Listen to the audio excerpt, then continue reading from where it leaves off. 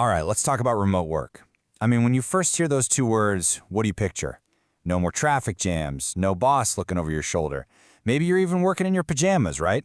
It sounds like the absolute dream. But as a lot of us have found out, there's another side to that coin. See, on one hand, you have the dream we were all sold. But then there's the reality. The stuff that doesn't make it into the social media posts. The overwork that kind of sneaks up on you, the loneliness, and the very, very real risk of burnout. You know, there's this quote that just hits the nail on the head. Remote work is great until it isn't. And it's that until part that we're really going to dig into today, the part that almost nobody wants to talk about out loud.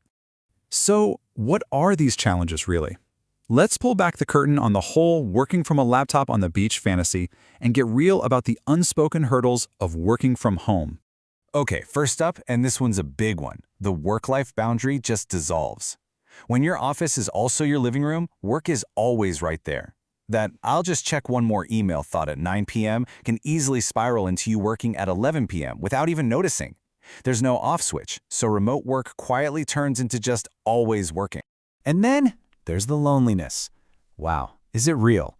We totally underestimate how much social energy we get just from being around other people in an office. All those little moments, the quick chats by the coffee machine, they actually matter.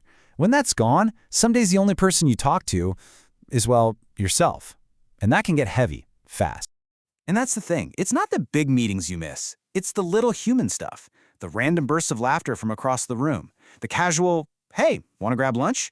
These are the things that make work feel, human. And a remote setup can just erase them. Of course, we have to talk about motivation. At home, you're the manager, the intern, and the cheerleader, all rolled into one. And let's be honest, some days you are on fire, crushing that to-do list. But other days, the siren song of Netflix is just way more appealing. It takes an incredible amount of self-discipline to stay on track. And it's not always the big stuff, right? It's the little things that pile up.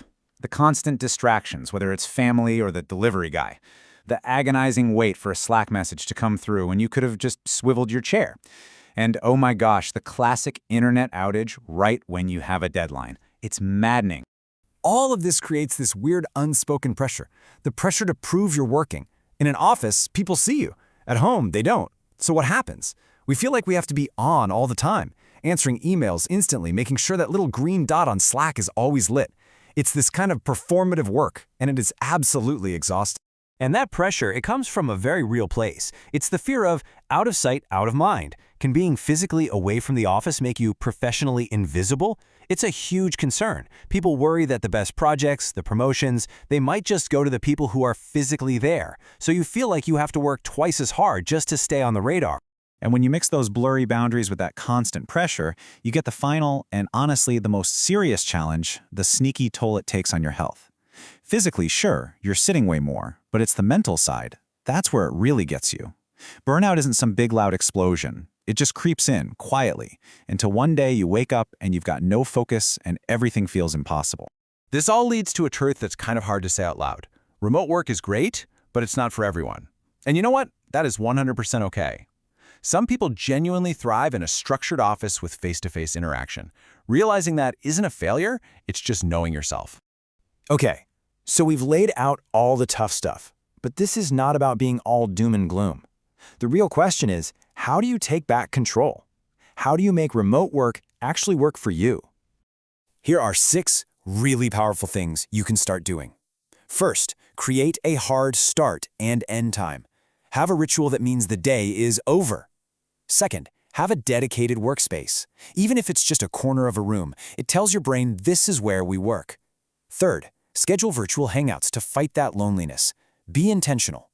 Fourth, move your body every single day. Even a walk is a game changer. Fifth, over-communicate. Be extra clear to avoid those frustrating delays. And finally, number 6, take your breaks and do it without feeling guilty. You're not slacking, you are recharging your batteries. Because here's the secret. Successful remote work doesn't just happen by accident. You can't just wing it and hope for the best. It's all about being intentional. It's about designing a routine that actively protects your time, your focus, and your sanity. And designing that routine gets us to our final and maybe the most important idea of all. We all love the freedom, that remote work seems to promise, but that freedom isn't free. It's actually built on a foundation of discipline. So, if you're hearing all of this and you're thinking, man, I'm really struggling with this stuff, a tough question might pop into your head. Does this mean I'm just lazy? And the answer to that is a very loud, very clear no. It doesn't mean you're lazy, it means you're human.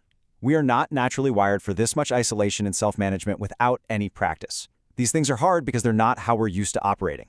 Because ultimately, the goal here isn't to be the perfect, flawless productivity machine of a remote worker. That's impossible. The real goal is balance, finding a sustainable rhythm that works for you. A balance between freedom and structure, between your work and your life, and between being productive and just being okay.